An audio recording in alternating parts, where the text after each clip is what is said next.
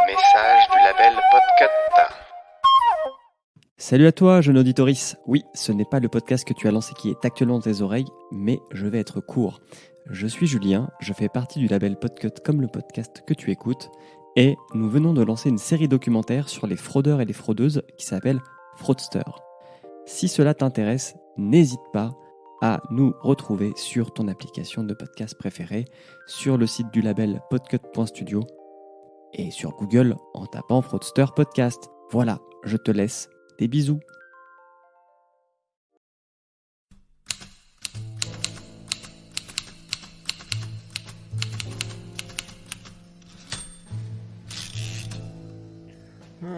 Paris. Ouh, monsieur. Canard. Alors là, il délire totalement. Hein. Emmanuel Macron. Ah ouais, non mais là c'est trop, laissez-moi faire. Voilà, il est réveillé. Non mais ça va pas de frapper les gens comme ça, au visage, là.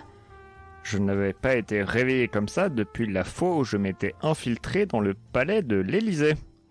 Je suis entouré par un groupe étrange, probablement drôlier. Il est temps de faire figure d'autorité. Vous êtes qui ? Je suis où là ? Vous êtes dans les bureaux parisiens du label Podcut.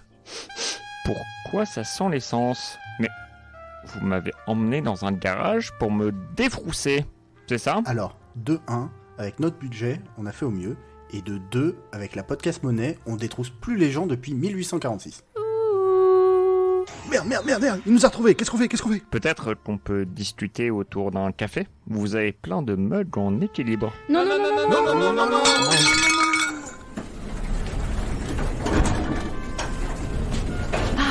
Vous voilà.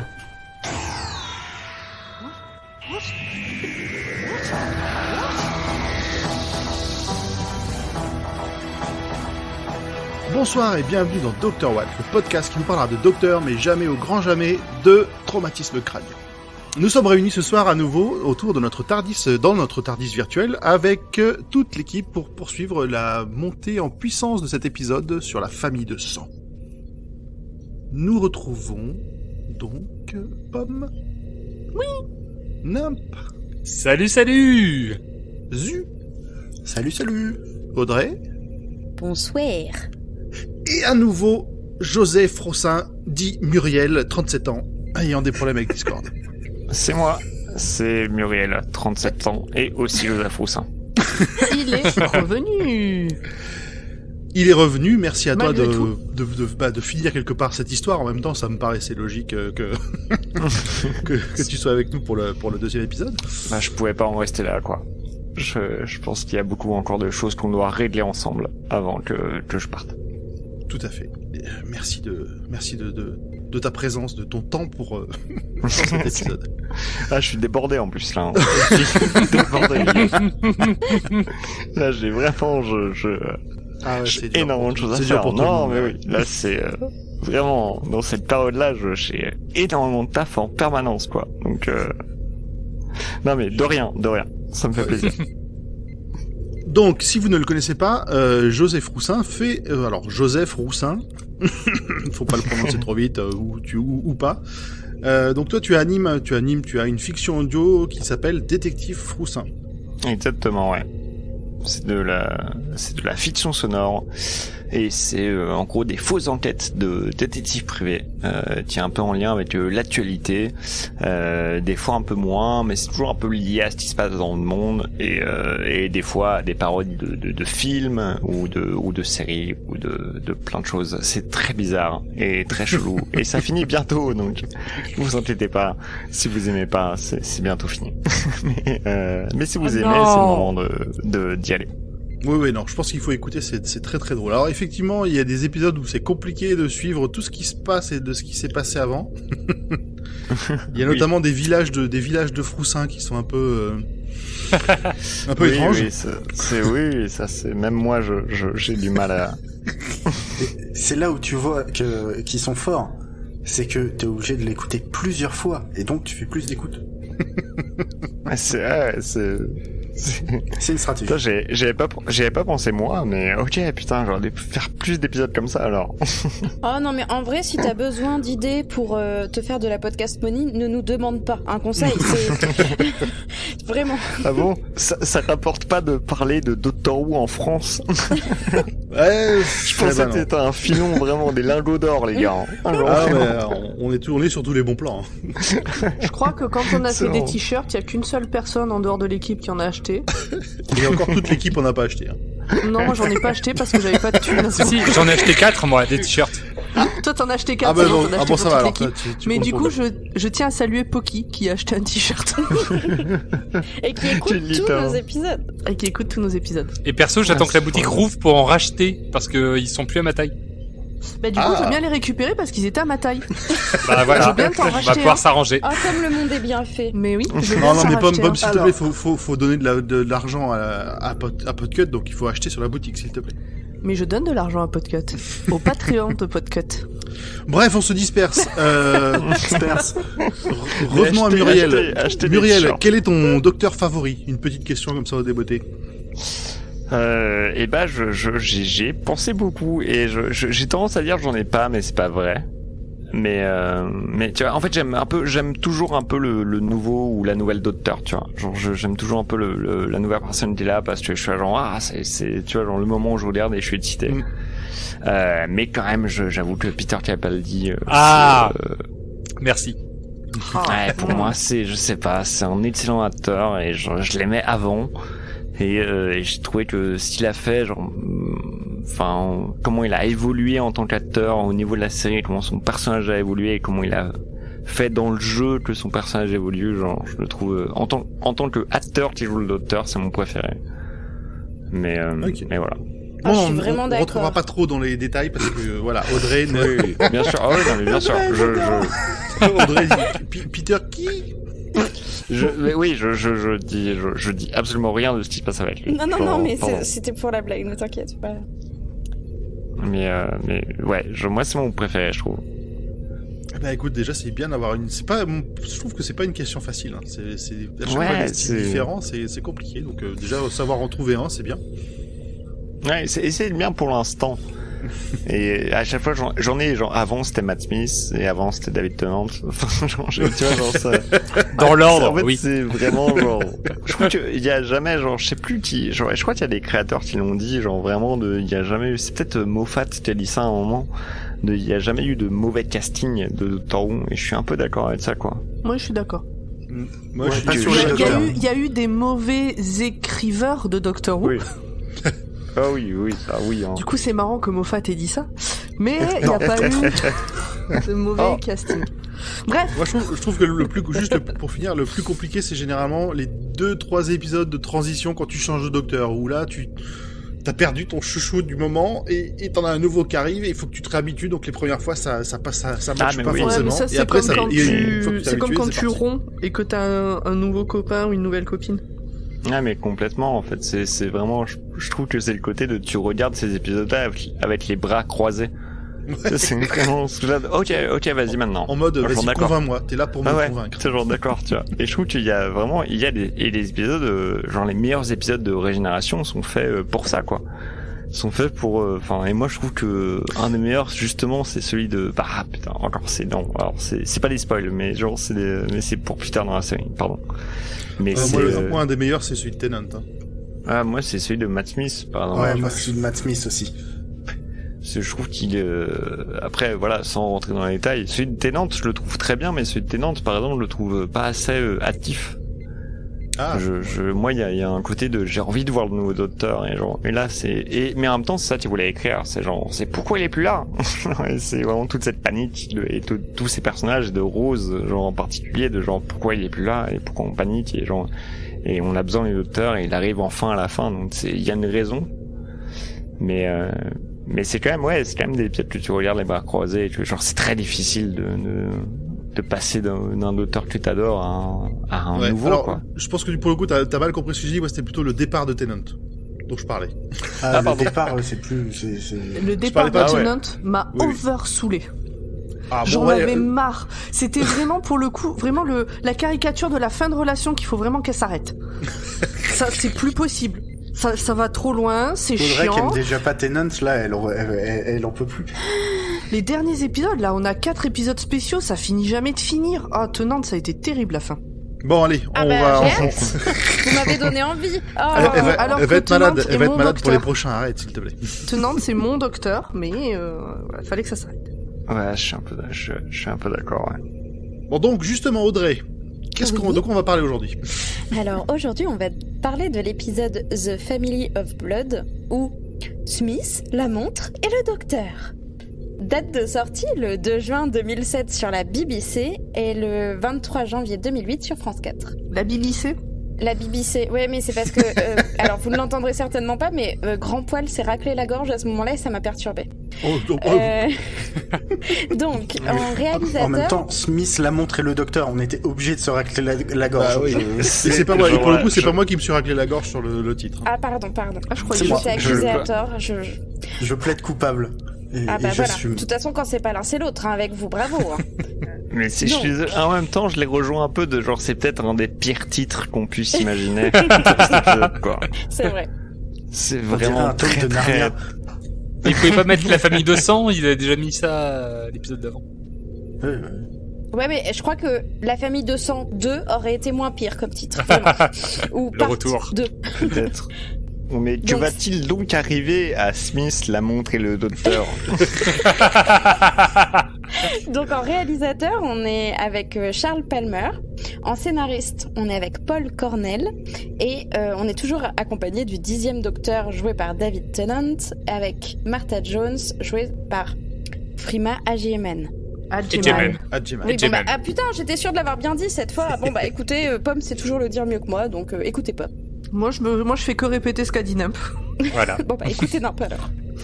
On va pas se repasser la patate chaude pendant 3 minutes, hein, je vous préviens. Non. Moi, j'avais juste un petit truc à rajouter sur le scénariste Paul Cornell, parce que le nom me disait quelque chose finalement quand je l'ai relu, et je l'ai pas relevé au premier épisode, mais il a aussi fait il a travaillé pas mal pour Marvel et DC pour faire des comics. Il a notamment bossé sur les séries New Excalibur, qui sont un peu les Vengeurs anglais, les Vengeurs anglais avec Captain Britain. Et Ah oui. il a fait des très très bonnes séries à ce niveau-là. Ok. Ah, moi j'ai des anecdotes sur lui, mais je sais pas si c'est le moment de les raconter ou pas. Genre par rapport à Doctor Who et de ce qu'il a fait par rapport à Doctor Who. Mais, Si, vas-y. Lâche-toi, mais hein. je sais pas si Vas-y, peut-être go qu'on for peut it. en parler plus tard. Non, je pense qu'il y a on n'a pas d'anecdote spécialement sur le scénariste. Tu peux y aller. Ok, ouais, bah c'est du coup il a écrit aussi l'épisode Father's Day, qui est l'épisode où Rose rencontre son père au moment de juste avant sa mort. Et en fait, et là l'épisode qu'il a écrit ici, c'est le dernier épisode qu'il a écrit pour Doctor Who pour la série, alors qu'il a écrit d'autres trucs pour des romans ou pour un peu l'univers étendu. Mais il a proposé des idées d'épisodes pour après qui n'ont jamais été faits, dont un qui s'appelle, parce que moi j'adore le titre, et il s'appelle Orgueil et préjugés et Dalek. Oh non. Et Mais oui. c'est la règle des titres avec Dalek. Hein. Ouais, mais Non, c'est non. parfait. Ah si, j'ai envie de voir ça. Mais oui, et moi j'ai tellement envie de le voir, et malheureusement il a jamais été fait parce qu'il a été remplacé par je sais plus quel épisode de Doctor Who. Mais en gros c'était censé se passer dans le royaume de la fiction, et qui en fait y a un truc qui vient de la série Doctor Who classique, où il y a vraiment un royaume où c'est genre que la fiction, genre avec des personnages en fait qui n'existent pas, quoi. Mais attends. Et, Attends. Du coup, ça devait se passer, dans l'univers de Jane Austen. Ouais, c'est ça en fait, ouais. Oh mon dieu, Ça mais devait être, pourquoi il y a pas plus de fait détails que ça, Tellement, parce que genre tellement. voilà.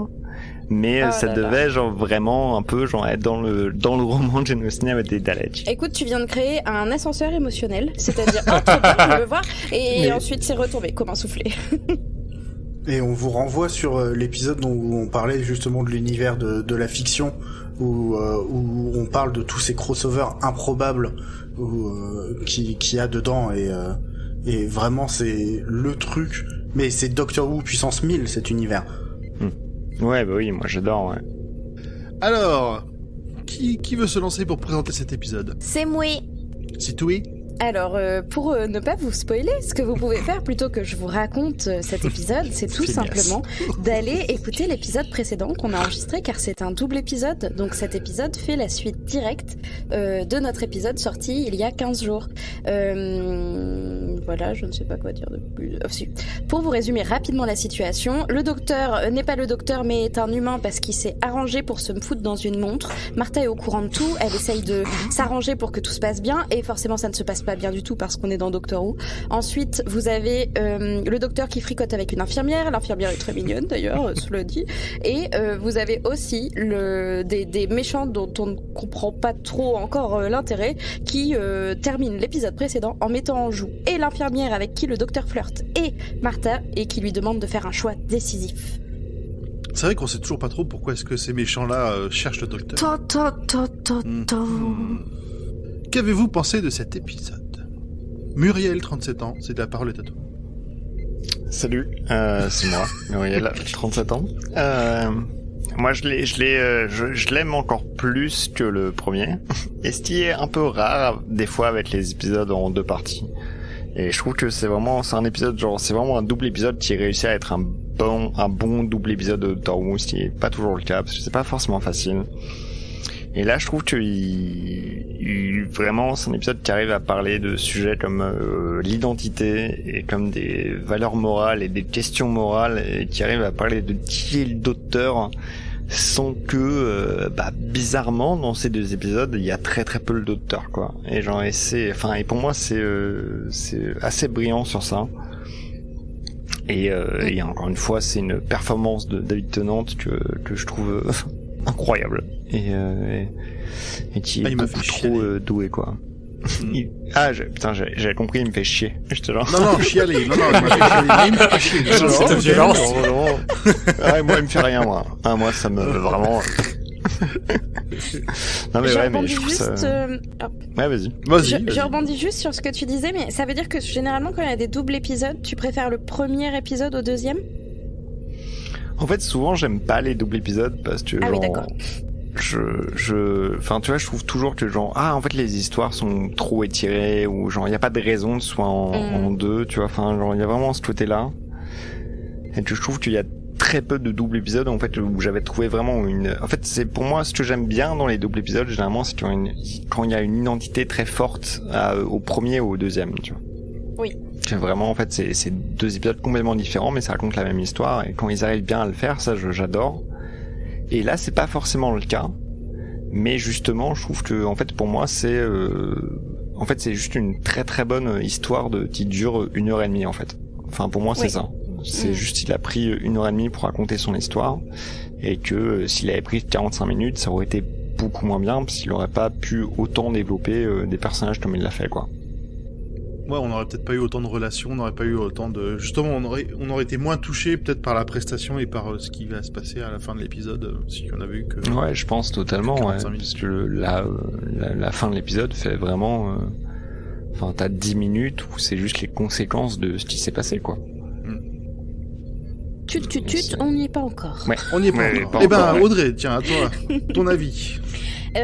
J'ai beaucoup aimé cet épisode. Du coup, je rejoins ton avis. En fait, à part The Empty Child, je crois que je me souviens d'aucun double épisode qui m'ait marqué. Donc, c'est vous dire, parce qu'on les voit pas en si longtemps que ça. Donc, quand même. Et Satan, alors, là, cet épisode tout pourri. Justement, il y a le diable. La réponse est dans ta question. Eh ben, t'as bien de la chance de pas t'en souvenir. Tout d'accord. Mais du coup, celui-là, c'est pareil. J'ai beaucoup aimé. Les acteurs jouent bien. Bon, j'ai, comme je l'ai déjà expliqué, du mal avec Martha, mais quand même. En fait, je trouve que les acteurs...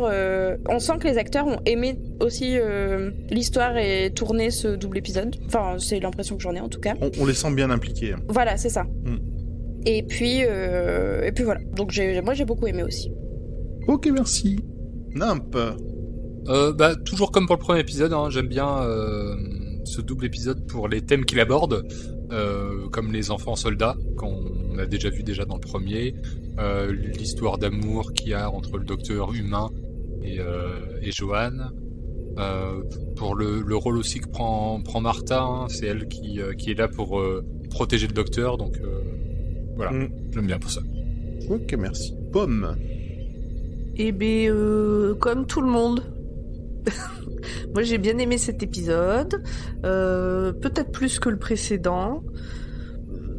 Et en même temps, je peux pas les séparer l'un de l'autre. Ils vont trop bien ensemble. Donc voilà. Parmi les thèmes abordés, comme dit Nimp, il y en a un que j'ai bien aimé, qui est abordé assez rapidement, ouais, mais c'est que John Smith et le docteur ne sont pas la même personne, même s'ils se ressemblent. Et c'est mis en avant à un moment donné. Que juste avoir exactement le même physique, bah, ça suffit pas à faire une personne, à dire que t'es la même personne, quoi. Voilà. Ah bah, pour moi, c'est même c'est tout le thème pour moi de cet épisode, quoi. C'est vraiment sur oui, l'apparence sur ne les, suit. sur Oui, c'est pas l'apparence qui fait la personne. C'est sur pour moi c'est sur enfin cet épisode pour moi c'est sur l'identité et qui est John Smith et qui est-il en tant que personne. Enfin genre pour moi c'est vraiment ça touche dans des trucs comme ça, quoi. Bah, même finalement les 4 personnes qui ont été prises par les aliens. Oui, aussi, ouais. Physiquement, ce sont les mêmes personnes. Ah, mais oui. bah, c'est pas les mêmes personnes. C'est ça, et puis même, il y a même Martha qui joue un rôle pendant tout le long. Enfin, je trouve qu'il y a vraiment toute l'idée de l'identité et tout le thème de l'identité qui est là pendant tout l'épisode, quoi. Ok. On en était aux U, pardon. Oula, c'est ça, c'est U. Alors, je vais dire oui à tout ce qui a été dit. Je rappelle pour nos auditeurs que d'habitude je préfère les premières parties au double épisode. Bah là, j'aime les deux. Parce que d'habitude c'est cool dans les premières parties, ça introduit plein de choses, et en général dans la deuxième, ça tire en longueur, c'est très linéaire et ça fait que de dérouler le fil. Donc là c'est pas le cas, et j'adore la conclusion. Il y a un petit enfin c'est même pas la conclusion, c'est la pré-conclusion. Il y a un petit monologue de 3 minutes qui me fait frissonner à chaque fois. Ok, merci. Et toi, Grand Poil? Moi, alors, je préfère la deuxième partie à la première. Je pense que justement tout ce qui a été installé dans le premier épisode explose dans celui-là. Il y a David Tennant qui me fait, qui est époustouflant tout le long, entre les doutes qu'il peut avoir, la manière dont il va jouer ça, le fameux monologue dont tu parles. Enfin, je suis vraiment énormément touché par cet épisode, et tu vois, c'est le genre d'épisode, je ne peux pas le passer quand je remate la série. Je m'arrête forcément sur ces 2 épisodes. Jamais de ma vie je les passerai. Ah oui. Mais je trouve que c'est une bonne façon de parler d'épisodes de Doctor Who. Genre, il y a des épisodes que tu passes. Parce que des fois, genre, ouais, tu les passes. Parce que genre, c'est Doctor Who, ça n'a jamais été une série parfaite. Mais que ceux que tu passes pas, en fait, je trouve que c'est ça qui décrit vraiment, genre, pourquoi on aime bien Doctor Who, tu vois. Genre, ceux que tu passes pas, c'est vraiment des très très bons épisodes, tu vois. Ouais, puis c'est révélateur. Ah ouais, on peut avoir un peu souffert sur ce début de saison. On a un peu souffert, et tu vois, on arrive à ce genre de choses et ça justifie tout ce qu'on a pu souffrir avant.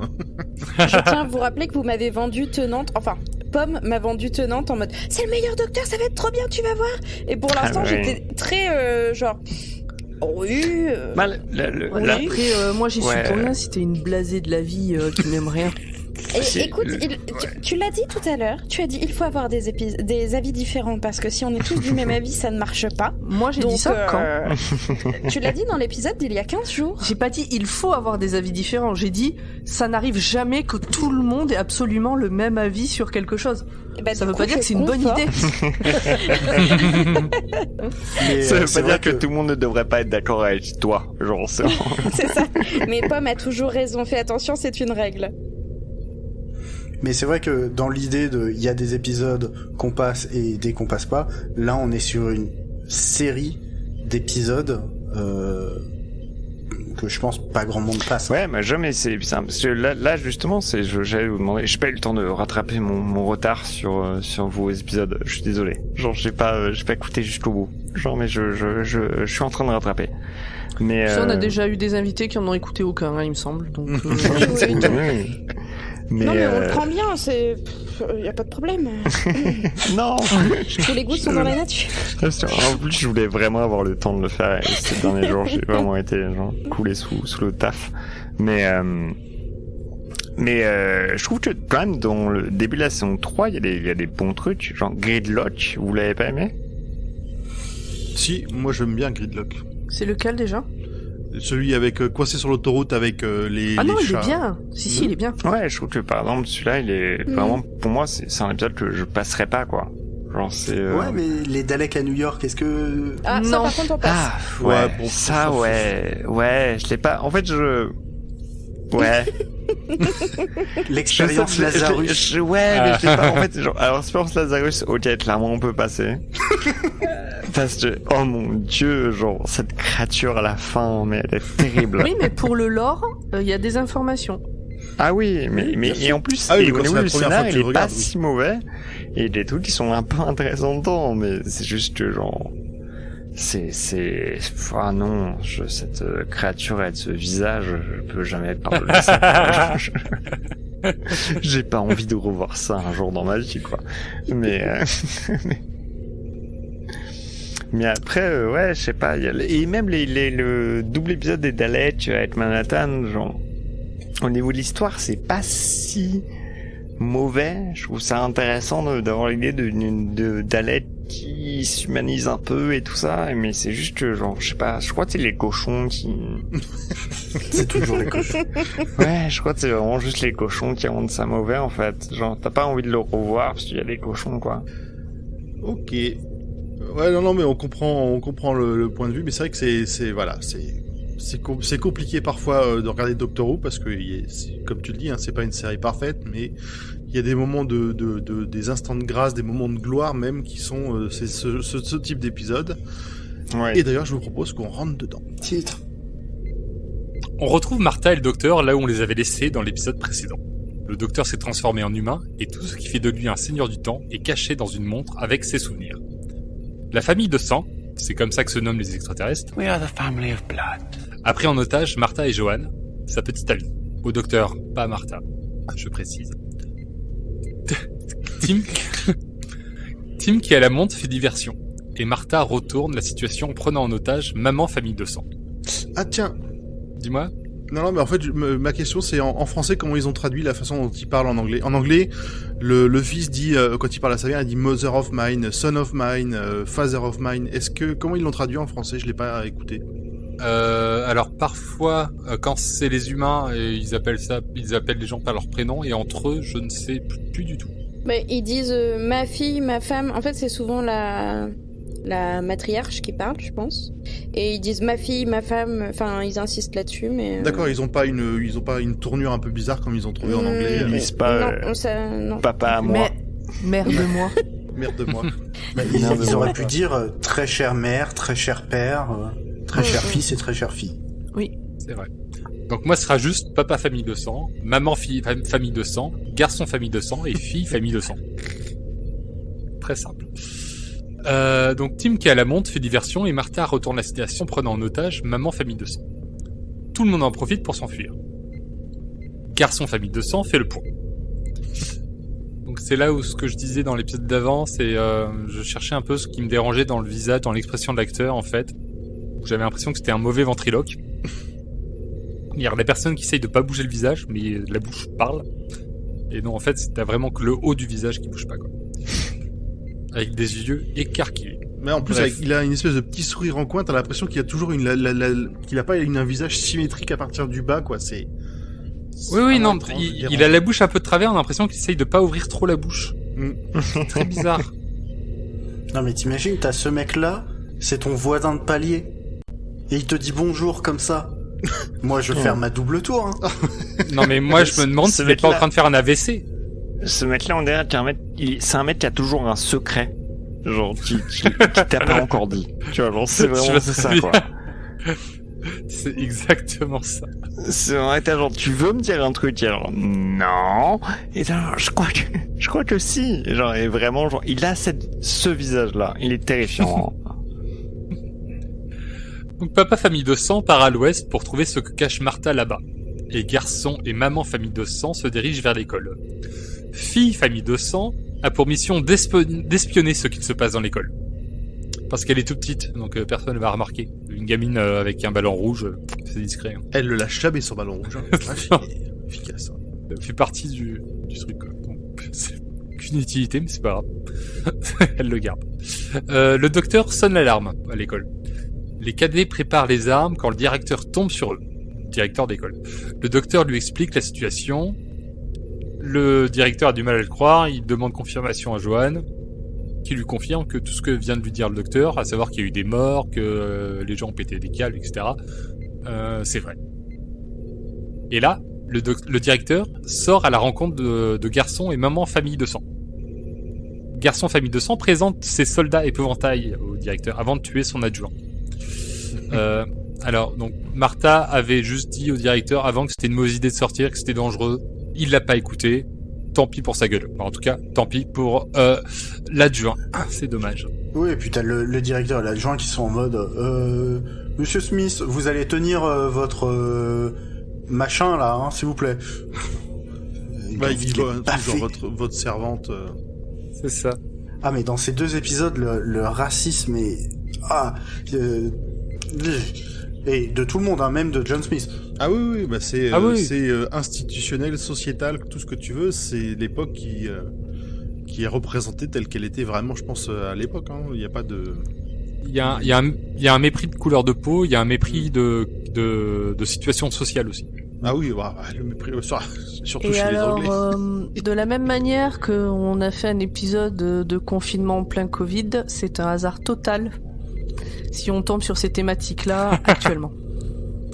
Tu veux dire des infirmières et des noirs? Oui, des personnes vrai, de couleur ouais. ultra maltraitées de manière institutionnalisée, c'est un hasard de calendrier qu'on parle de ça maintenant, c'est pas pour être dans l'actu et...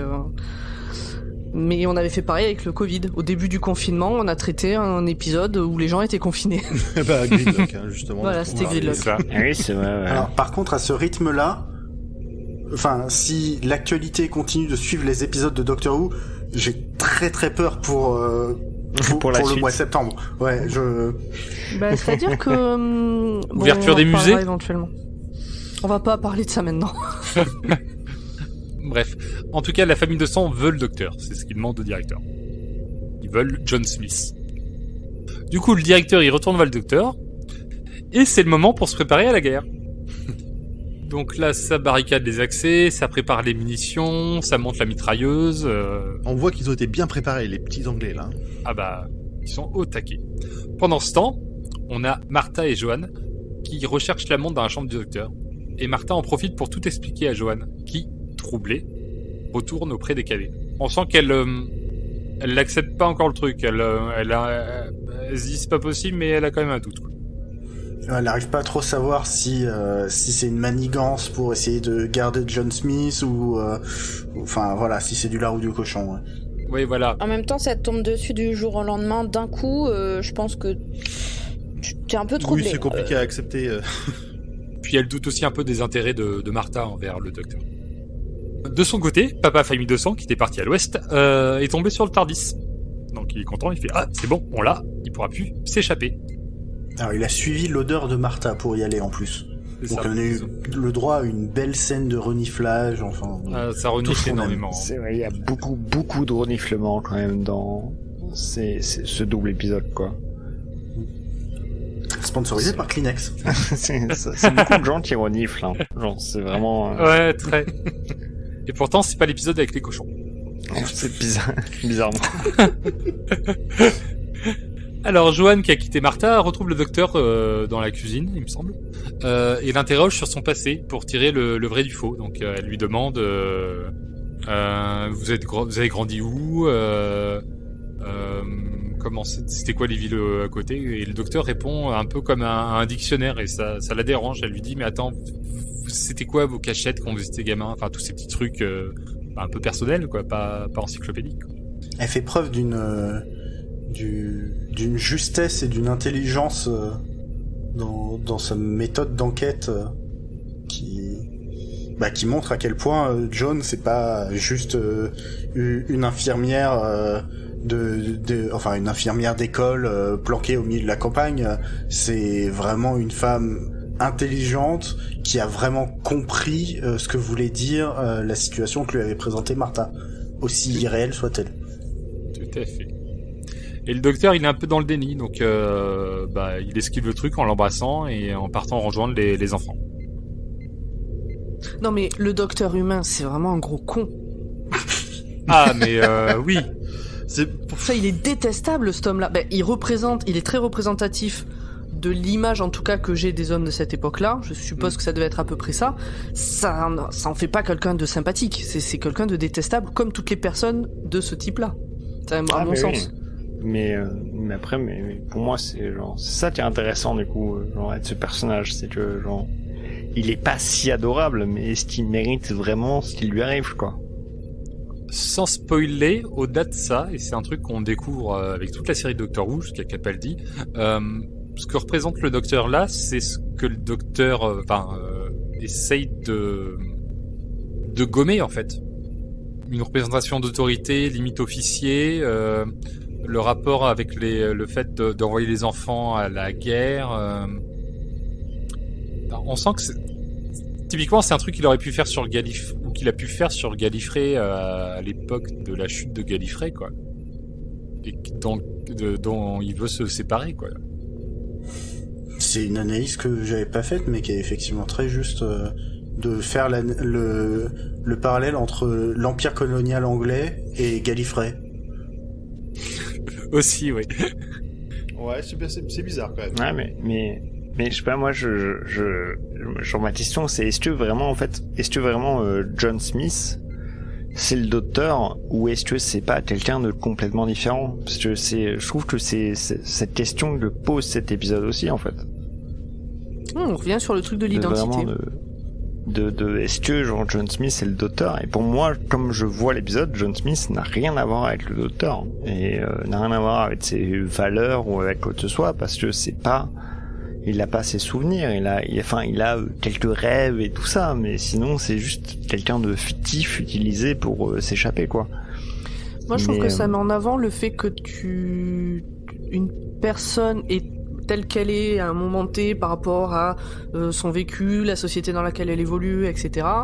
Et que tu places exactement la même personne dans un autre environnement avec un autre passé, bah, ça va être une autre personne. Et que donc, t'es vraiment... Bon, après, j'extrapole vachement dans ma tête, mais ça me renvoie à des discussions du genre « Ah ben moi, dans cette situation, j'aurais pas fait comme ça. Non, ta gueule, t'en sais rien, t'y étais pas. » Ah ouais, non, c'est et pour du moi, coup, c'est... je trouve que ça rejoint un peu ça, effectivement. Là, on a une personne qui a pas le même passé que le Docteur, qui est pas dans la même société, qui a pas évolué de la même manière, qui est pas entouré par les mêmes personnes, et donc qui est une autre personne. Ah bah oui, mais totalement, quoi. Genre là, c'est même pas le Docteur, c'est genre quelqu'un qui a été inventé par le Docteur pour que le Docteur puisse se cacher. Mais c'est même pas inventé par le Docteur, c'est inventé par le TARDIS. Oui, c'est ça. Ouais. C'est le TARDIS qui l'insère et qui a priori crée tout ce qu'il va y avoir autour de lui. Donc oui, c'est vraiment, mais du coup c'est pas la même personne, mais du coup c'est ça que je trouve ça intéressant dans l'épisode, c'est genre qui est cette personne du coup, et est-ce que elle a pas le droit de vivre aussi, et toute la question du sacrifice qui est abordée à la fin de l'épisode, quoi. Pour moi, le TARDIS lui a juste inventé des souvenirs, mais ce qu'il est au plus profond, c'est ce qui reste une fois que t'as amputé le côté Seigneur du Temps et souvenir du Docteur. Donc c'est une partie de lui, quand même. Donc un sale type un peu lâche. Voilà. Et peureux. Et pleurnichard. Bon, ça arrive après ça. Ah mais c'est pardon, si je continue, on va jamais finir, mais je suis pas, genre, je pense que je suis pas d'accord, et je pense que vraiment c'est pas la même personne, et que c'est genre, pardon, genre, ok, genre, clairement, genre, j'arrête. Chers auditeurs, qu'en pensez-vous? Dites-nous tout sur les réseaux sociaux. Bon, en tout cas, la fille famille 200 qu'on avait envoyée espionner discrètement avec son ballon rouge tombe sur Tim, le petit gamin blond à la montre, qui était en train de se cacher. Elle le baratine, et là, Tim lui ouvre en pleine face la montre, et à ce moment-là, donc la gamine se barre en courant, et toute la famille de sang est au courant qu'ils doivent trouver la montre pour s'emparer du pouvoir des maîtres du temps. Et là, c'est l'heure du combat. Les épouvantails défoncent la porte de la cour, les enfants tirent sur les épouvantails en pleurant. Bah, ils pensent tirer sur des gens à ce moment-là. La scène, elle est atroce pour les enfants. Elle est affreuse. On a des enfants en train de tirer sur Ils savent pas si c'est des gens qui sont vivants ou pas. Enfin, eux, ils ont pas l'information qu'ils sont pas vivants. Enfin, que c'est des trucs de paille, quoi. On a même le docteur derrière qui hésite à tirer et qui tire pas du tout, quoi. Et en même temps, dans la vraie vie, moins d'1 an après, ils étaient au front. Les mêmes, quasiment le même âge. Oui. En tout cas, c'est le massacre des ballots de paille, quoi. Oui, ils y sont à mitraillette pour tirer sur des épouvantails, donc ça tient pas longtemps, quoi. Non. Pour le coup. On se demande même ce qu'ils avaient de dangereux, les épouvantails, en fait. Bah, le nombre. Pour le coup, c'est le nombre, on verra par la suite, c'est qu'ils vont les submerger plus qu'autre chose. Oui, enfin, je rappelle juste une scène, plutôt, oui, j'ai pas expliqué. Quand on a le directeur qui est dans la cour, en fait, on a Garçon Famille de Sang qui montre comment sont faits les hommes épouvantails. Ils ont l'air facilement démembrables, en fait. C'est des soldats en kit. Avec un gros ta gueule, c'est magique. C'est regarde, je t'arrache le bras, regarde, c'est de la paille. Oui, bah. Donc la mitraillette, c'est un peu surfait, je trouve. Donc, c'est la fin du massacre. On a le directeur qui s'avance près des corps des épouvantails et il constate que c'est que de la paille. Donc là, c'est le soulagement général. Ils n'ont tué personne. On a la fille Famille de Sang qui fait son entrée. Et une fois de plus, le directeur n'écoute pas Martha, qui l'avertit du danger. Bah du coup, il va se faire buter, hein. Désintégré. Zut alors. Voilà, 2 fois de suite, t'as pas écouté Martha sur le danger qu'elle dit, c'est une fois de trop déjà. Bon, puis on a le garçon Famille de Sang qui fait son entrée, et presque tout le monde s'enfuit. Alors presque, parce que on a quelques gamins qui sont capturés. Et ils sont inspectés avec la gamine qui fait non, c'est pas lui le gamin, non, c'est pas lui, non, c'est pas lui. Et au moment où la Famille de Sang s'apprête à exécuter les gamins qui servent à rien, autant faire le tri, quoi. On va pas recontrôler à chaque fois, donc autant faire un coup de Mars attaque et désintégrer ceux qui sont pas les bons. On a le gamin Tim qui ouvre la montre et ça fait diversion. Et les gamins peuvent se barrer. Dehors, papa, maman et fiston Famille de Sang crient « Docteur, docteur, viens chercher ton TARDIS !» Ah, c'était ça. Non, c'est vraiment en mode tiens, on a mis le TARDIS dehors, on crie au docteur, il va bien se pointer, quoi. J'ai trouvé ça un petit peu ridicule. On a le docteur qui est en face avec Martha et Joanne, et le docteur, il voit pas ce que c'est le TARDIS, il reconnaît pas. Et on a Joanne qui doit être en train de dire mais si, vous l'avez dessiné, lui, il a du mal à se souvenir. Bah, c'est pour lui plus que pour les autres, c'est difficile à admettre. Bah oui, c'est ça. En fait, il y a le côté il se souvient pas, mais il a quand même un doute avec ses souvenirs. Et en plus, ça redéfinit qui il est. Et là, oui, puis il y a le côté il fait des rêves à ce sujet-là, donc ça reste vraiment pas réel du tout pour John Smith. C'est ça. Et tout lui indique qu'il est quelqu'un d'autre. Alors du coup, il a une bonne crise existentielle, quoi. Et il veut pas redevenir le docteur. Du coup, on a Joanne, Martha et le docteur qui vont se réfugier dans une maison. On en déduit, d'après ce que dit Joanne, que c'est la maison de la fille Famille de Sang avant qu'elle soit transformée. Elle est loin d'être con, cette nana, hein, moi je vous le dis. Hein. J'avoue qu'elle s'est dit, tiens, on va aller dans la baraque où il y avait la gamine, parce que potentiellement, la gamine, elle a été transformée, elle a dû buter ses parents, et du coup, la baraque est vide. Et Joanne va même dire, c'est bizarre quand même à quel point j'arrive à me faire ce genre de choses. Tim les rejoint, avec la montre, il lui tend, et le docteur refuse de l'utiliser. Pour l'instant, on a la Famille de Sang qui commence à bombarder le village, depuis leur vaisseau. Ouais, il menace la destruction complète pour qu'ils puissent récupérer pour que le docteur se montre. Eux, ils sont jusqu'au boutiste dans ce qu'ils cherchent. Alors, pour le coup, je trouve ça vachement plus efficace que le docteur, viens chercher ton TARDIS, ceci n'est pas un piège. Non, mais ça, eux, ils s'en rendent pas encore spécialement compte qu'il est plus un Time Lord à ce moment-là. Non. Et le docteur, lui, de son côté, il est en ultra chialade. Hein. Il doit choisir s'il doit redevenir un seigneur du temps et perdre la mort de sa vie, ou rester comme il est, mais tout le monde va crever, quoi. Ah, mais là, dont Tennant, lui et l'amour de sa vie. Il est ouf, Tennant, à ce moment-là. Alors, c'est très bien joué. Au niveau acteur, parfait. Mais alors, au niveau personnage, encore une fois, bon. Comment je réagirais dans la même situation, je vous avoue, j'en sais rien. Mais le personnage, quand tu te projettes dans des trucs de fiction, il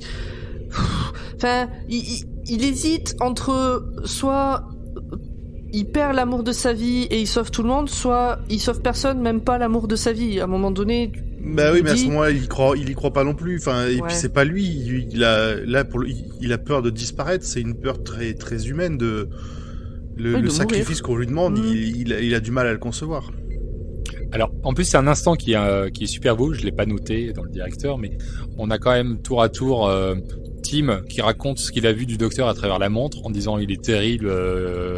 Enfin, il est puissant. Il est, enfin, tu vois, genre c'est la bête effrayante, etc. Et il est aussi merveilleux, etc. Et là, tu vois sur la caméra, tu vois Martha sourire, quoi. Genre, elle reconnaît son docteur dans la description de Tim. He's like fire and ice and rage. He's like the night and the storm and the heart of the sun. Stop it. He's ancient and forever. He burns at the center of time and he can see the turn of the universe. On a aussi une description de Martha, que Martha fait du docteur, et puis on achève sur Johan qui discute de qui il est, etc. et des conséquences. Bon instant émouvant, quoi, à ce moment-là. Du coup, on sait pas ce qui s'est passé, mais on retrouve alors le docteur dans le vaisseau de la famille de sang. Il leur offre la montre. Alors, la famille de sang le renifle, hein, ils disent il est encore humain, et puis en plus il est aussi stupide que les humains. Et là, il leur offre la montre. Et du coup, le garçon famille du temps récupère l'objet et le bouscule. Et en tombant, le docteur appuie sur plein de boutons. Cette scène est... Alors déjà en rentrant, il se casse la moitié la gueule. C'est le moment où ça commençait déjà à être un peu moins crédible. En rentrant dans le vaisseau, il tombe et il a l'air d'activer plein de trucs au pif. Et là, dès la première fois, même quand j'ai vu l'épisode pour le moment, je fais oh putain, ça y est, il nous prépare un truc. C'est grillé que c'est redevenu le docteur, quoi. Ouais, ça fait fouillis un peu. Bah, oui et non, c'est-à-dire que quand tu connais le docteur et que tu le vois commencer à appuyer sur plein de boutons, tu fais un peu ta famille de sang et tu fais voilà. Mais c'est vrai que il le joue bien. Et donc garçon famille de sang ouvre la montre et il se passe rien, il y a rien dedans. Elle est vide. Et là, le docteur révèle la supercherie, en fait. Il avait ouvert la montre, il est de nouveau un seigneur du temps, et il avait fait un tour de passe-passe olfactif pour leur faire croire qu'il était encore humain. Il appelle ça de la ventriloquie. Non, de la ventriloquie olfactive. Moi, j'appelle ça péter. Voilà, on en revient à la ventriloquie. Tout est lié. Et donc il leur dit que en tombant, fallait pas le laisser appuyer sur tous les boutons parce que il a activé l'autodestruction du vaisseau qui explose une fois que tout le monde s'est échappé. Là, petit moment un peu terrible et solennel, parce qu'on découvre que du coup la famille de sang doit faire face à la colère du docteur. Ah, et puis là, c'est la colère froide, c'est plus même de la colère, c'est de la vengeance. Et avant que je vous explique la colère et pourquoi il a pas fait ça au départ, c'est un truc que va expliquer le garçon famille de sang. En fait, il se cachait pas pour se préserver, lui, le docteur. Il se cachait pour pas avoir à leur faire ça à eux. Donc du coup, qu'est-ce qu'il leur fait ? Papa, il est attaché avec des chaînes indestructibles. Alors, il l'est jeté depuis un vaisseau ou je sais pas trop quoi, on sait pas trop dans quoi. Maman, elle est emprisonnée dans une galaxie perdue. Petite fille enfermée dans chaque miroir que tu vois. Si jamais tu regardes dans le miroir et tu aperçois une silhouette, c'est elle. C'est ma préférée. Et moi, une des plus terribles que je trouve, c'est le garçon qui est suspendu dans le temps, donc il est immobilisé, déguisé en homme en épouvantail, au milieu d'un champ anglais. Mais ce qui est le pire dans toutes ces punitions, c'est qu'il leur a offert exactement ce qu'ils voulaient. La vie éternelle. C'est ce que c'est ça, dit le garçon. C'est on voulait la vie éternelle, il nous l'a donnée. Mais de la pire des manières possibles. Le docteur, faut pas le faire chier. Non. Donc le docteur retrouve Joanne une dernière fois. Il ne redeviendra pas humain pour elle. Il lui propose de venir comme compagne, mais elle ne peut pas parce qu'il n'y a plus de John Smith. Alors le docteur lui dit que John Smith est toujours en lui. Alors c'est tout mon questionnement du coup par rapport à ce qu'on disait plus tôt, c'est est-ce que c'est quelque chose qui était déjà là ou c'est quelque chose de nouveau qui est maintenant là, en plus de tout ce qui reste, enfin tout ce qui fait son identité. Ah bah là, clairement, elle lui met dans la tronche que non, c'est l'homme qu'elle a connu, l'homme bon qu'elle a connu, il est plus là, quoi. Non, il était plus courageux que lui, parce que lui il s'est sacrifié. Ah, elle est très très dure avec elle est très très dure. Elle dit les choses de manière très très sèche et très très juste, et ça fait très très mal. C'est ça. Et donc sur une avant-dernière scène, on retrouve donc le docteur et Martha prêts à repartir dans leur TARDIS, avec le docteur qui offre à Tim, le petit Tim, la montre qui est plus qu'une simple montre. Et en épilogue, un truc que j'ai pas précisé dans cet épisode. Tu l'as dit quand elle lui pose cette question, si le docteur n'était jamais venu, est-ce qu'il y aurait eu tous ces morts ? Non, je l'ai pas dit. Parce que ça, c'est un point qui revient quand même assez souvent dans la série. Oui. Le docteur qui apporte la mort. Oui, ça, c'est il y a des conséquences aux actions du docteur. S'il s'était pas retrouvé impliqué dans la vie des gens, il n'y aurait pas eu tout ce bordel. Et en particulier, autant ça arrive quand même souvent qu'il s'implique dans des choses qui auraient mal tourné, autant là, il est quand même complètement à l'origine de tout ce qui est arrivé à l'internat et aux enfants, et puis à John à côté, quoi. Ah oui, il a délibérément choisi d'aller se planquer ici. Alors, encore une fois, c'est le TARDIS qui a choisi pour lui, mais ça reste une conséquence des actions de ce qu'il a, ce qu'il a voulu, quoi. Ce truc dans l'épisode précédent, ce qui est dit à Francine, c'est que partout où passe ce gars, tout va mal. Et c'est quand même quelque chose qui revient de plus en plus. C'est vrai. C'est un peu l'effet détective Conan, tu vois. Le mec, il va quelque part, bam, il y a un meurtre. Ouais, c'est Hercule Poirot, c'est pareil. Voilà, pareil. L'autre jour, j'ai vu un épisode d'Hercule Poirot, il est en vacances. Ça commence, il est en vacances, bim, il y a un mort. Non mais c'est pire que ça, hein. Dans la conclusion que donne Garçon Famille 200, c'est que s'il s'était planqué, c'était pas pour sauver ses miches à lui, mais pour pas avoir à faire du mal à la famille 200. Sauf qu'il le fait quand même à la fin. Donc les morts ont été inutiles. Oui, il le fait et il fait du mal à d'autres gens en plus. C'est ça. C'est ça, quoi. Oui, sauf que il fait du mal à la famille 200, alors que c'est juste le fait qu'il ait été présent à cet endroit-là qui a fait qu'il y a eu tous ces morts dans le village. C'est pas son action, mais rien que le fait qu'il existe, qu'il ait été à ce moment-là, à cet endroit-là, a fait qu'il y a eu toutes ces catastrophes. Non, c'est le fait qu'il a essayé de se planquer pour pas avoir faire ça à la famille 200 qui arrivait tout ça. Et il a quand même fait ça à la famille 200. Oui, en plus, c'était pour rien. Oui, en plus, ouais. Donc c'est pour rien. Il y a le double truc, quoi. Mais parce que justement, dans l'épisode, je me souviens plus très clairement quand elle lui dit ça que... justement, genre, s'il avait pas été là, personne ne serait mort. À ce moment-là, le docteur ne répond rien, non ? Oui, il reste bouche bée, il reste silencieux, ce qui est assez rare. C'est ça, ouais. Donc, c'est vraiment, pour moi, c'est adresser ce problème-là à ce moment-là, quoi. C'est que vraiment, clairement, le docteur, pour moi, c'est vraiment, c'est 2 épisodes sur le fait que le docteur a tort quand il a fait tout ça. Hein. Ça partait d'une bonne intention, plutôt que de les tuer, les laisser mourir. Ah mais oui, et au final, c'est ça qui est assez, c'est un épisode qui est pour moi assez déprimant quand même, parce que il voulait, et je te dis, l'épilogue, il voulait être gentil avec eux, et au final, ça a pas marché, et au final, ça a créé plus de trucs mauvais qu'il aurait pu se passer, quoi. Tout à fait. Et donc en épilogue de cet épisode, un truc que j'ai pas rappelé dans mon résumé, c'est que mon Tim il a un don de voyance. Un truc qui explique très rapidement, il y a un ta gueule c'est magique, ultra rapide quand ils sont dans la baraque de la petite fille. Ah ouais ? Je m'en souviens même pas, j'allais te demander justement si on sait... En fait, il a un sursaut de mode docteur quand il a la montre dans les mains, toujours en tant qu'humain, où il dit mais non, mais c'est un délire synaptique quand t'étais gamin, machin, et après il fait mais attends, c'est comme ça qu'il parle le docteur ? Ah oui, c'est vrai, ouais. Et c'est là qu'on a l'explication du gamin de Tim qui voit dans le futur. Ah, c'est tellement feignant. Oui, il lui explique qu'en fait, Tim il a une espèce de don de base ce qui lui a permis justement de ressentir les effets de les effets de la montre et d'être attiré par elle. Oh, c'est vraiment un ta gueule, c'est magique. Ah oui, mais non, mais là, il est... Ouais, c'est ce que je me dis.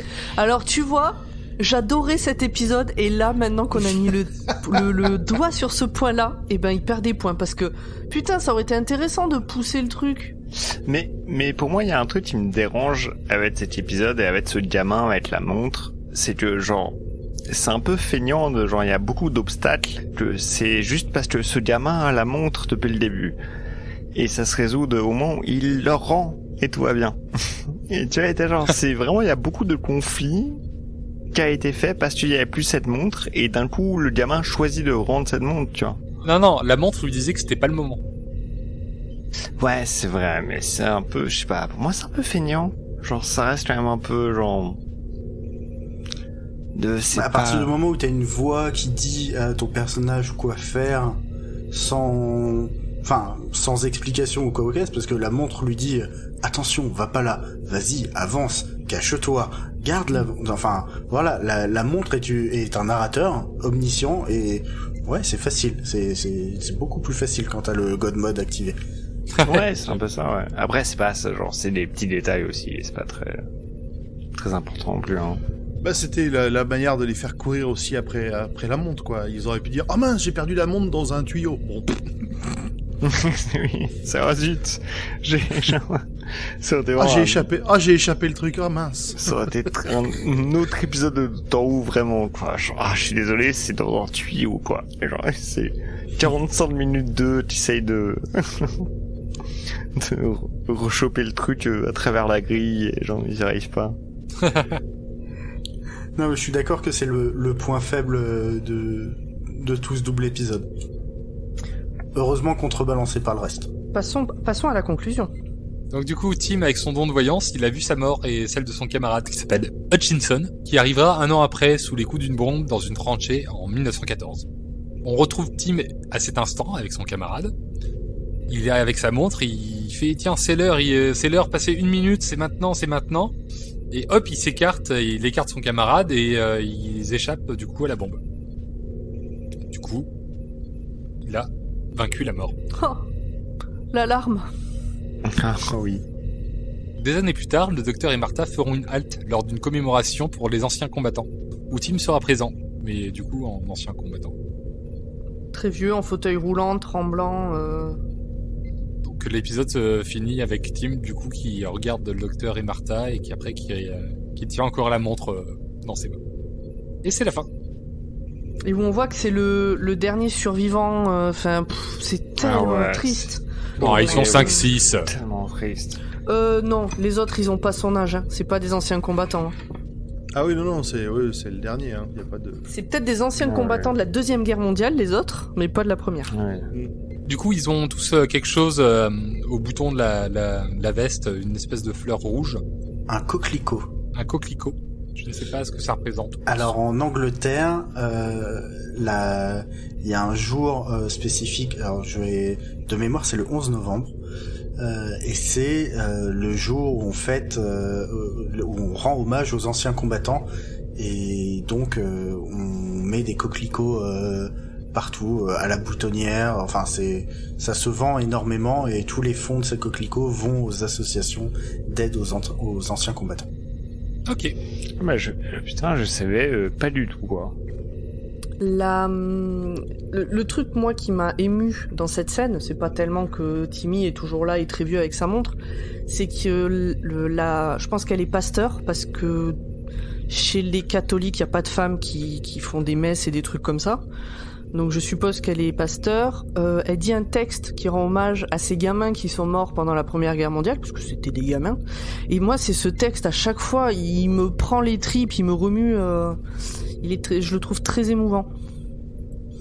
Putain, j'aurais dû vous le trouver pour le lire, tiens. J'aurais pleuré dans le micro et tout, ça aurait été fabuleux. Mais ça doit être un truc très connu, hein, évidemment, que je suis pas... Voilà. J'ai pas fait mes devoirs. Mais voilà. En gros, ils étaient jeunes, ils étaient beaux, ils sont tous morts pour des conneries. Je résume. Hein. C'est beaucoup moins émouvant quand c'est moi qui l'épisode. Hop, je suis en train de chercher sur Wikipédia le... Vas-y, grand-toi, enchaîne. Oui, alors, la suite, on a fini. Merci Nimp pour ce résumé, c'était vraiment très intéressant. Je vous propose qu'on passe à la partie sur les détails que vous avez probablement loupés. C'est la première fois que vous voyez cet épisode, mais pas nous. Pomme, justement. Alors, dans cet épisode, Joan Redfern, c'est le 3e personnage dans la alors c'est l'infirmière, a décliné l'invitation du docteur à voyager. Avec lui, il y a eu Sarah Jane Smith, alors qui d'abord a été une compagne et puis une compagnonne. Parce que chez nous, Muriel, on dit compagnonne, parce que compagne, ça fait trop sa meuf. Ouais, Voilà, donc on a choisi de dire compagnonne. Ouais. C'est mieux, ouais. Donc, Sarah Jane Smith, qui est une ancienne compagnonne, quand il lui a dit « Allez, viens, on remet le couvert », elle a dit « Ouais, non ». Et Donna aussi a dit « Non, non, enfin, ça n'a pas de sens ». Et là, c'est donc la 3e, Joanne, à dire « Ouais, c'est mort ». Hutchinson, donc le bully, le chef de la bande, dit justement à Timmy à un moment que c'est un lâche, au moment où il s'enfuit dans l'école et qu'il va se planquer, et il répond yes sir every time, de la même manière que le docteur a répondu au Dalek dans The Parting of the Ways, que lui il était un lâche aussi, et que à chaque fois s'il devait choisir il serait lâche. Headmaster sir, good evening sir, come to give me a caning sir, would you like that sir? On peut supposer que c'est justement ce qu'on disait dans le Ta gueule c'est magique, le lien entre l'esprit du docteur et celui du petit Timmy. D'accord. Pourquoi pas. Voilà, et donc ce lien vient donc de l'arche caméléon, donc comment on avait dit la dernière fois, le caméléon... Caméléoniseur. Le caméléoniseur. C'est le pire nom jamais inventé pour n'importe quelle chose qui n'a jamais été faite en fiction. Genre vraiment. C'est caméléoniseur, c'est ça? Oui. Ça ne devrait pas être un mot. Ça ne devrait pas exister, ça. Mais ça n'en est pas un, c'est pour ça. Et d'ailleurs, cette machine, c'est la première fois qu'on la voit. C'est la première fois que les scénaristes se sont dit tiens, si on faisait en sorte que le docteur soit plus un Time Lord et soit humain grâce à cette machine, parce qu'il y a eu d'autres choses. Mais je vais pas en parler plus aujourd'hui parce que comme on va la revoir, c'est plus intéressant d'en parler la prochaine fois. Ah, et j'adore cet épisode-là aussi. La prochaine fois étant, oulala, on verra. Dans une interview pour le Doctor Who Magazine, donc qui est un magazine qui parle de Doctor Who, qui sort depuis très très longtemps en Angleterre et qui continue de sortir tous les mois, il me semble. Russell T Davies a déclaré que a posteriori il trouvait ce double épisode trop dark pour la série. Je pense que après en avoir parlé aujourd'hui, on le rejoint un petit peu. Oui, complètement. C'est long. Mais oui, mais il est pas trop dark pour la série. Il est dark. Il est dark, mais il y a aussi des côtés très stupides. Enfin, genre pas très stupides aussi, mais très peut-être un peu plus léger. Genre non, je crois pas. Hein. Je crois vraiment pas dans ce double épisode. Hein. Il est juste très sombre, quoi. Il y a juste le docteur. Mais aussi dans une scène coupée, le docteur demandait à Martha de ne pas le laisser manger de poire. Et en fait, ça, ce qui s'est passé, c'est qu'en fait, David Tennant, pour tourner cette scène où il dit toutes les instructions à Martha, en fait, il savait qu'il devait en dire un certain nombre, et après, ça serait genre accéléré, et qu'il devrait dire la dernière. Et coup, pour les moments où c'est accéléré, c'est David Tennant qui a improvisé plein de choses, et dedans, il a improvisé s'il te plaît, ne me laisse pas manger de poire, je déteste les poires. Et ça n'a jamais été, je crois, laissé dans l'épisode, mais c'est resté dans les scènes coupées, et dans les bonus, et les fans ont commencé à se savoir et tout ça, et à le savoir. Et finalement, plus tard dans la série, il y a vraiment le docteur, sans spoiler, qui rappelle aux spectateurs à quel point il déteste les poires. Du coup, il le rappelle pas vu que... Oh, pardon. Dis donc. Oh la vache. Celui-là, il a pris c'est parfait. C'est vraiment... Donc oui, j'allais dire, c'est pas un vrai rappel vu qu'on n'a pas eu dans cet épisode-là. Ah, c'est le niveau d'enthousiasme de questions. Ah là, au degré zéro, je suis quoi. fatigué, là. Tu t'endormais littéralement. Sur sa phrase en plus, hein, c'est sa question qui me faisait chier quoi. Et en plus, c'est même pas genre, moi je lis un truc que je suis censé, genre, c'est pas moi qui l'apporte à l'émission. Je lis ce que vous me donnez à lire. C'est pas un jeu personnel. Oh, c'est tellement ennuyeux. En plus, tu l'as très bien fait, quoi. Il va vraiment y avoir du changement à partir de l'épisode prochain dans l'équipe. Hein. Bah déjà, tu seras plus là. Il faut une caution jeune dans ce podcast. Oui, ben on a Muriel. Muriel, 37 ans. C'est bien. Bon, moi j'ai une info en supplément. Ah, vas-y. Et oui, le saviez-vous ? Avant la Première Guerre mondiale, peu de coquelicots poussaient en Flandre.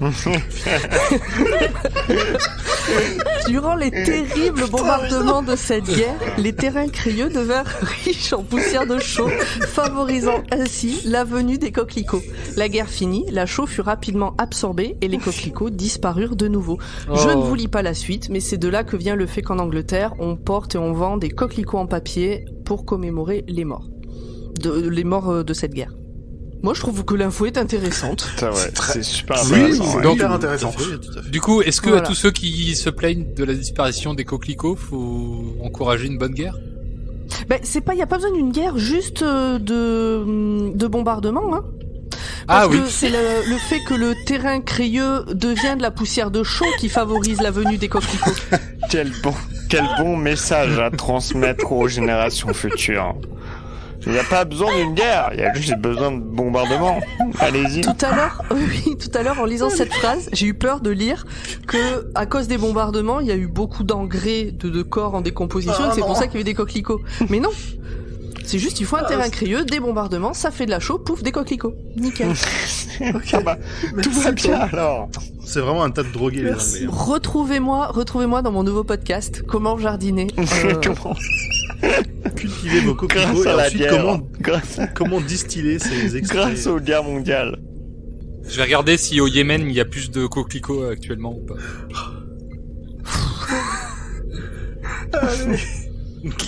Grand poil. Bien, je suis plus là, moi, je laisse tomber. C'est comme Allez. ça à chaque fois que vous faites un podcast. Oui, c'est ça. Très ça bien, finit, Ça finit généralement par Grand Poil qui souffle et qui dit « Vous me fatiguez ». Merci Nimp, merci à tout le monde pour cet épisode. Il va être temps de se quitter, mais avant ça, Muriel, est-ce que tu peux nous présenter et nous dire où est-ce qu'on te retrouve ? Oui, vous pouvez me retrouver en stand-up. Je m'appelle Joseph Roussin. Genre Joseph Roussin, c'est le nom de mon personnage, comme je l'ai dit il y a 2 semaines. Donc voilà. Sinon, j'ai un podcast qui s'appelle Détective Roussin qui finit bientôt. Mais j'ai aussi un nouveau projet que je vais faire bientôt, que je sais absolument pas quand il sort. Et je sais absolument pas comment on va pouvoir genre le montrer à des gens, mais ça va être une fiction sonore et ça s'appelle Bonhomme et voilà. Ok. Waouh, exclu. Mais trop. Très bien. Eh ben écoute, c'est très très cool tout ça. Nous, on fait partie de Podcut, le label de 23 podcasts que vous pouvez retrouver la liste sur podcut.studio. Si vous avez envie de nous filer un coup de main, on a aussi ouvert un Patreon, patreon.com/podcut pour pouvoir, si vous avez envie de nous donner des petits sous, ça nous permet à nous de mener des actions pour l'ensemble des podcasts du label, créer du live, faire des diffusions Twitch et tout ça, donc du matos et des goodies et l'accès au Discord de Podcut, donc pour pouvoir discuter avec nous en direct si vous le souhaitez. Voilà, est-ce que vous voyez quelque chose d'autre à rajouter ? Bah merci Joseph d'être venu. Oui, Non, merci. Très très cool. De rien, moi ça m'a fait plaisir de ouf. Je suis trop content.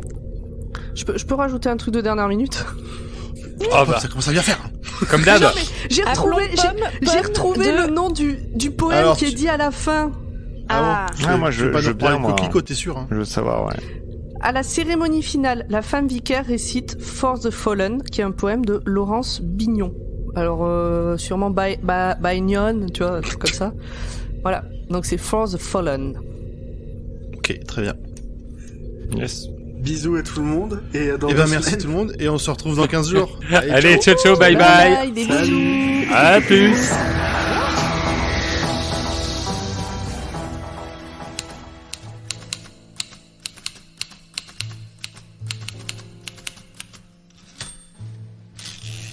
Paris. C'est dans ce garage que j'ai vu une scène dont je ne reviens toujours pas. Alors que cette communauté précaire vivant apparemment de la vente de stickers et de mugs tentait de me molester, un jeune homme est arrivé pour me secourir. Il s'est mis à tirer dans le tas avec une arme des plus étranges. Mes kidnappeurs furent alors sauvés par un canard, laquais qui, passant par là, a dû vouloir se rendre utile. Le canard touché par l'arme s'est tout de suite volatilisé. Allongé sur le sol, encore choqué par la qualité de ce jeu de mots, je décidai d'intervenir. Alors que l'individu était occupé à tirer sur mes ravisseurs, je me glissai derrière lui et le frappai au visage. Tu vois, Audrey, ça, c'est frapper quelqu'un au visage. Lança une de mes ravisseuses, dont l'approbation me rappelait la prestance de nos plus grands dirigeants. Vite, aidez-moi à l'attacher pendant qu'il est dans les vapes. J'arrive. Il a désintégré Balthazar. T'en fais pas, Audrey. Connaissant format, je suis sûr qu'on va retrouver notre palmipède chéri. Je ne comprends pas tout ce qui se passe et décide de m'éclipser. J'ai beau ne pas autant apprécier ce président que le précédent, ma mission, c'est pour la France. Mais je pense que je vais avoir besoin de plus d'informations et décide donc de me rendre à l'Élysée pour en savoir plus. Monsieur, on peut vous déposer quelque part ? Oui. Oui, c'est la moindre des choses, répondais-je au pire kidnappeur que j'ai jamais vu, mais dont la gentillesse me rappelait les gestes tendres d'Emmanuel à l'arrière d'une voiture, à l'époque où il était président et où j'étais une femme. Je pense qu'ils m'ont drogué, car j'ai ensuite cru que je rentrais dans une cabine téléphonique bleue. Qui utilise encore des cabines téléphoniques à notre époque ? Ça n'a aucun sens, voyons. Où est-ce qu'on peut vous poser, monsieur ? Au palais de l'Élysée, je vous prie. C'est parti. Ah, ça secoue votre machine. Toujours. Non, fais gaffe, là, tu vas dévier un peu. T'inquiète, je gère. Regarde, hop, de retour sur la voie de 2017. Attends, t'es sûr que... Et voilà, au revoir monsieur. Allez, Nimp, on décolle. Je n'ai jamais revu ces étranges kidnappeurs, mais ils m'ont posé directement devant le bureau du président dont on ne doit plus prononcer le nom. Ah, si seulement Emmanuel Macron pouvait être derrière ces portes.